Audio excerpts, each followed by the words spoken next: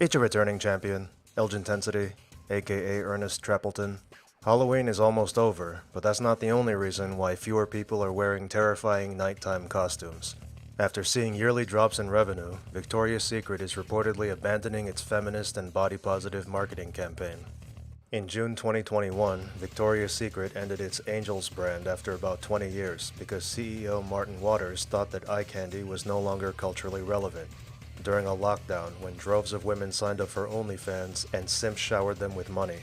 Letting that brainlet run a lingerie brand was like letting Jada Pinkett run Will Smith.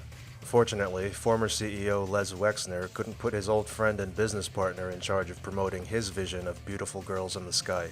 He would have replaced the angels with cherubs, but by that point somebody had already clipped his wings. Victoria's Secret replaced the angels with the VS Collective, 7 women famous for their achievements and not their proportions. They include Megan Rapinoe, the 35-year-old pink-haired soccer star and gender equity campaigner, Eileen Gu, a 17-year-old Chinese-American freestyle skier and soon-to-be Olympian, the 29-year-old biracial model and inclusivity advocate Paloma El Cesar, who was the rare size 14 woman on the cover of Vogue, and Priyanka Chopra Jonas, a 38-year-old Indian actor and tech investor. The collective also includes a trans woman to appeal to anyone who sits in the husband chair while waiting to use a fitting room. Modeling isn't a sport, so the all-female team actually beats the one with a trans woman on it.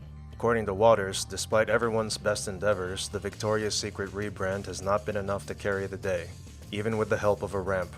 This is footage of the Runway of Dreams show during New York Fashion Week, where Victoria's Secret unveiled its adaptive line. If Victoria's Secret still mailed catalogs and put these models in them, the pages would never stick together. The goal of marketing is to convince potential customers that a good or service will improve their lives. That's why everyone in drug commercials is happy and active rather than bedridden and in pain. With that in mind, guess which approach worked better for Victoria's Secret?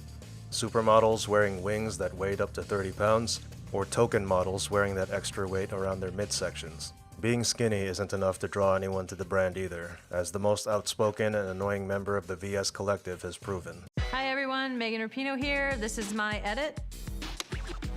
I love dressing up and picking out different outfits. Sometimes it's a hurricane. A hurricane that doesn't get anybody wet and can never score higher than a 5. Sometimes it's very plain, sometimes it's kind of wild. Yeah, I just sort of wear what I like. I try to draw style inspiration from anywhere, really.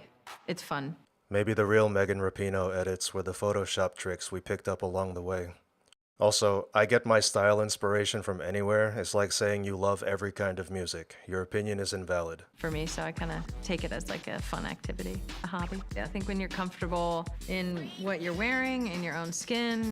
In gay we trust, except to rebrand the multi-billion-dollar company. Rapinoe was not the one to lead that mission. She reminds me more of Switch, from the androgyny to the impending severed connection. In who you are, then sexy can be coming through you. Again, the fact that I feel comfortable in it. Pieces are sort of interchangeable. I can wear them dressed up, dressed down. I didn't know that underwear could be dressed up or down. I also didn't know that it had no redeeming qualities other than being comfortable. I assume that's a major selling point for the body-positive customer spending another night alone with her cats. But ultimately, even if you're just wearing them on their own, they're comfortable. It's something you can move in, you feel like free in it. People should never wear something they don't like or they don't feel comfortable in. With that attitude, that's the only clapping any woman will hear.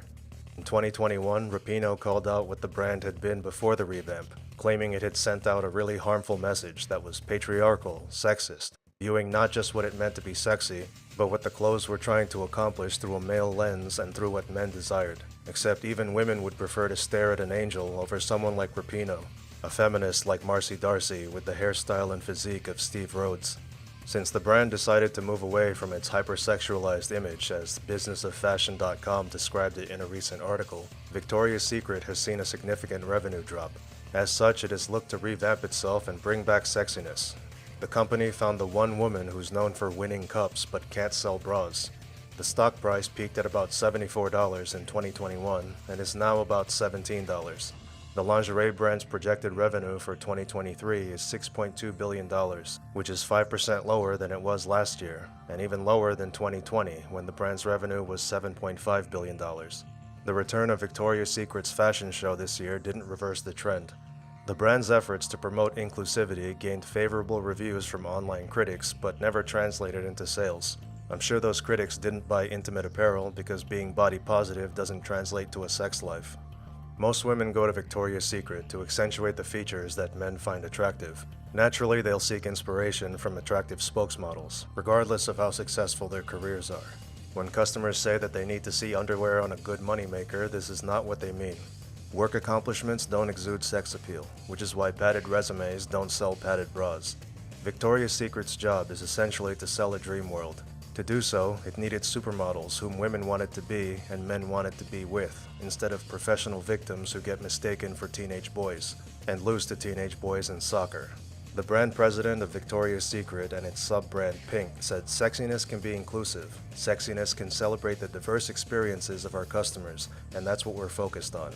He and other executives at the company learned the hard way that they should have focused on milk trucks and wagons, not blimps and meat rockets.